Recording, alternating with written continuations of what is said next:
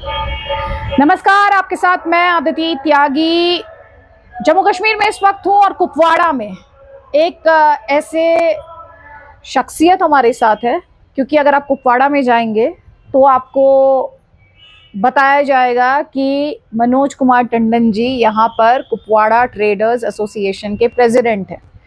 और सर ने तब भी कुपवाड़ा नहीं छोड़ा जब 90s के दौर में लाखों की संख्या में पलायन हुआ। तो सबसे पहले तो सर बहुत बहुत स्वागत आपका।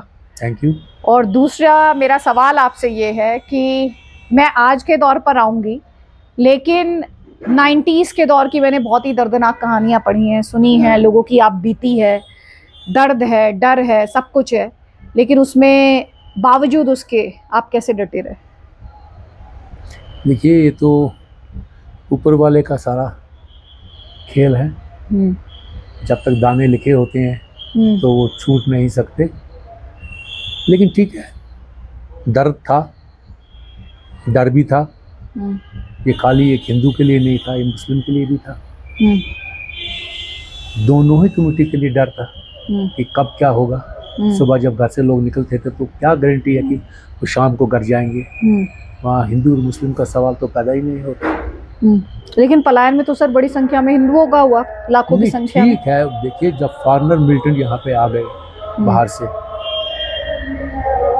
तो उस वक्त ये जरूरी नहीं है कि हिंदू को ही टारगेट किया गया, मुस्लिमों को भी टारगेट किया गया। मुस्लिम लीडर्स भी काफ़ी इसमें शहीद हुए। मुस्लिम घरों का अब ये है कि मुस्लिम कम्युनिटी का ये था कि चलो वो एक दूसरे का सहारा था। तो हिंदू कम्युनिटी गांव में कहीं 10 घर, कहीं 15 घर, कहीं 6 घर थे, या कहीं 20 घर थे या 50 थे। तो जब 2 निकले तो बाकी भी उसमें रो में निकल गए। ये हमारा पास्ट था, जो एक बहुत ही बुरा एक पास्ट था हमारा, जिसे हम बुलाना चाहते हैं यार, उस पर कंटिन्यू नहीं रहना चाहते। जो भूल गया वो भूल, क्योंकि ये एक जख्म है हमारे दिलों में। इसे हम जितना कुरेदेंगे उतना इसमें खून ही निकलेगा। इसके अलावा तो इसमें कुछ निकलने वाला है। उस दौर का आप भूलना चाहते हैं, लेकिन उस दौर का जो हमने किताबों में, बुक्स में पढ़ा है, उसमें ये है कि भाई मस्जिदों से अनाउंसमेंट हो रहे थे, कई जो हिंदूस थे उन्हें मारा गया, बहुत निर्ममता के साथ मारा गया। तो आपको डर नहीं लगा तब? नहीं, ठीक है, आपका कहना ठीक है। जब ये गन कल्चर आता है, ये जो चीज़ पहले थी वो नहीं रही उसमें उस वक़्त, क्योंकि ये गन एक अच्छे आदमी के हाथ में भी आई और बुरे आदमी के भी हाथ में आई। कईयों ने इसको धंधा बना लिया, कईयों ने इसको पैसा लूटने का जरिया बना लिया, और कईयों ने तो मस्जिदों में ऐलान करना शुरू किया। आपका कहना ठीक है, लेकिन वो अच्छे लोगों का काम नहीं था। क्या आज भी तो वही मुस्लिम कम्युनिटी है ना, जो कल थी वो आज भी तो है। लेकिन आज आप अमन क्यों देख रहे हैं? इसमें कुछ ऐसे अंसर थे, ऐसे लोग थे जो हिंदुस्तान को खुशहाल या कश्मीर को खुशहाल नहीं देखना चाहते थे, जिस वजह से सब हुआ।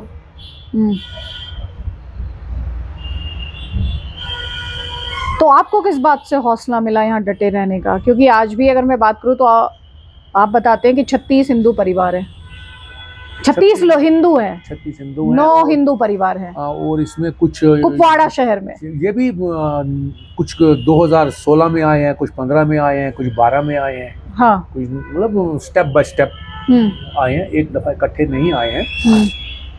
तो इसमें सिखों का भी लेकिन 22 घर हैं यहाँ पे, तो वो भी इसी तरह मतलब स्टेप बाय स्टेप एक एक करके आए हैं। लेकिन काम यहाँ करते हैं, फैमिलियाँ उनकी कुछ की आज भी जम्मू में हैं, बच्चे उनके वहाँ पढ़ते हैं। कुछ की फैमिलियाँ यहाँ हैं जिनके मतलब बच्चे बड़े हो गए हैं, तो अब वो वहाँ कहीं एडजस्ट हो गए हैं, तो वो ठीक है। लेकिन डर कहाँ नहीं है, डर तो हर जगह होता है। आप किसी भी, आप बिहार लीजिए, डर नहीं है क्या? आप यूपी लीजिए, वहाँ डर नहीं है क्या? गुंडागर्दी, गन कल्चर, अब ये कहेंगे यहाँ गन कल्चर था, वहाँ गुंडागर्दी थी, बात तो एक ही है ना। नहीं, दोनों में फर्क है। नहीं, कोई मेरी नज़र में कोई फ़र्क नहीं है। एक गुंडा आता है, वो पैसे लूट के चला जाता है या शूट कर देता है, तो वो भी तो वही है ना। नहीं, लेकिन हमारे लिए ये भी गुंडे थे जो बाहर से आए, जिन लोगों ने यहाँ के बच्चों को वर्गलाया, हमारे लिए ये भी गुंडे थे।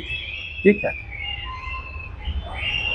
नहीं, लेकिन एक रिलीजन को देख के किसी को टारगेट करना और एक गुंडागर्दी का शिकार होना, द टू आर डिफरेंट। वो ठीक है, आपका कहना ठीक है, लेकिन मैंने आपको पहले ये बता दिया कि जब एक गन आई, लातादाद आई, लेकिन अगर इसका बेस में आप जाए, आप ये कहते हैं मिलिटेंसी आई, हम भी मानते हैं मिलिटेंसी कश्मीर में आई, लेकिन आई कैसे, लाई किसने, आई क्यों, ये चीज भी आप देखिए ना, कैसे आई, क्यों आई, कैसे आई। ये कांग्रेस की देन है ना। अगर रिकॉर्ड नहीं किया होता तो ये हाल कश्मीर का नहीं होता ना। क्या होता अगर एक सैयद सलाहुद्दीन जीत जाता तो क्या फर्क पड़ता, हुकूमत नहीं कर सकता, उसको लोग बैकडोर से रास्ता दिखा देते। अगर गिलानी साहब जीत जाते तो क्या करते, नहीं हुकूमत चला सकते, तो लोग कहते नहीं यार ये नहीं चला सकते, गलतियां तो हमारी ही है ना। अगर मैं अपने घर को कमान नहीं कर सकता हूँ तो मेरे बच्चे तो बागी होंगे। कि देश को कमान करना है ना।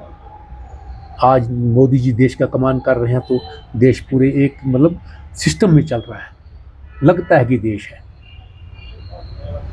हालांकि मैं वो बीजेपी का नहीं हूँ, नहीं मैं जानती हूँ, उस पार्टी से नहीं हूँ, मुझे किससे लेना नहीं। हम खुशहाली चाहते हैं देश की, देश की तरक्की चाहते हैं और वो हो रही है। इससे बड़े और क्या चाहिए एक आम आदमी को कि वो शाम को दिन को अपना काम करेगा, शाम को आराम से अपने बच्चों में जाएगा। तो 2019 के बाद अगर मैं स्पेशली आपसे बात करूं, सबसे बड़ा चीज आप क्या देखते हैं? देखिए, जो आप कहना चाहते हैं मैं समझ गया। आप चाहते हैं कि 370 टूटने के बाद पहले से बेहतर हुआ, खराब हुआ, क्या हुआ? देखिए 370 ये तो एक मीडिया का या उनका या बीजेपी का कहना है कि 370 हमने तोड़ दिए, ठीक है। ये तो उनके मंशूर में, जब कोई मैनिफेस्टो बनता है किसी पार्टी का, या उनकी पार्टी के मैनिफेस्टो में था कि 370 हमारी मेजॉरिटी आएगी, उड़ा देंगे, उन्होंने उड़ा दिया। आप इसमें क्या देखना है? अब रहा डेवलपमेंट का, 2019 के बाद डेवलपमेंट क्या हुआ, उसका ये है कि डेवलपमेंट हुकूमत से नहीं होता है, डेवलपमेंट एक विजन से होता है। और मैं उसके लिए पूरा क्रेडिट जो है आज के महामहिम गवर्नर मनोज सिन्हा साहब को देता हूँ। इससे पहले भी तो गवर्नर थे सतपाल मलिक, जब धारा टूटा तब सतपाल मलिक थे ना। तो क्या किया उसने? क्या पत्थर थम गए? क्या इनकाउंटर थम गए? नहीं थमे। क्या कैजुअलिटीज रुक गई? नहीं रुकी। और उसके बाद जो ही मनोज सिन्हा साहब ने इसका as a governor, lieutenant governor अब बने, उन्होंने चार्ज संभाला, तो स्टेप बाय स्टेप हर चीज़ में बेहतरी आती गई।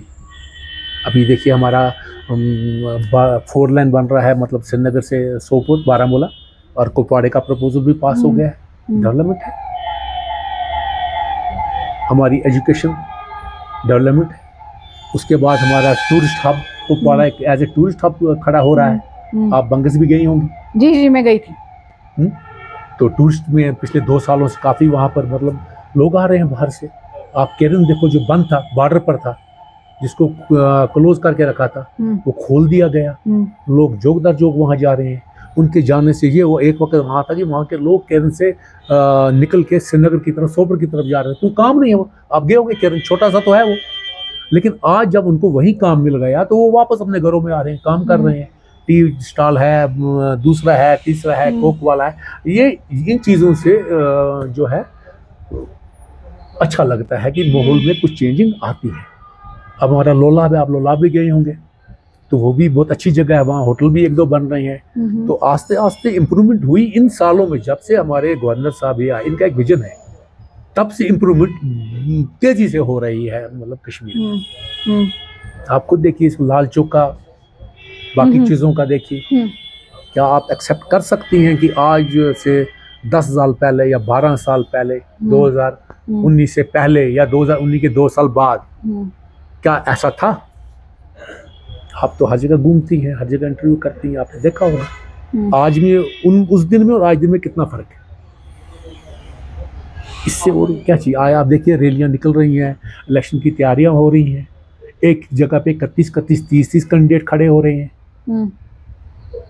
डेमोक्रेसी तो इसी को कहते हैं ना। और बेवकूफ बिना डर के, ये तो पहली दफ़ा ऐसा हो रहा है ना। ये क्यों हुआ? ये इसीलिए हुआ कि सेंटर में जब मजबूती होगी, एक विजन होगा, प्रधानमंत्री की एक सोच होगी, तभी देश आगे बढ़ता है, और ये उसी का नतीजा है। मेरा आखिरी सवाल जो है वो आपसे ये है कि आपने वो पत्थरबाजी का दौर भी देखा, जब बहुत पत्थरबाजियां हुआ करती थी। बिल्कुल। क्या आपको वजह, उस समय आप क्या देखते थे उस समय अपने आसपास? देखिए, पत्थरबाजी का दौर भी हुआ। जो कुछ भी होता है ये दूसरे के इशारे पे होता है। एब्सोल्युटली।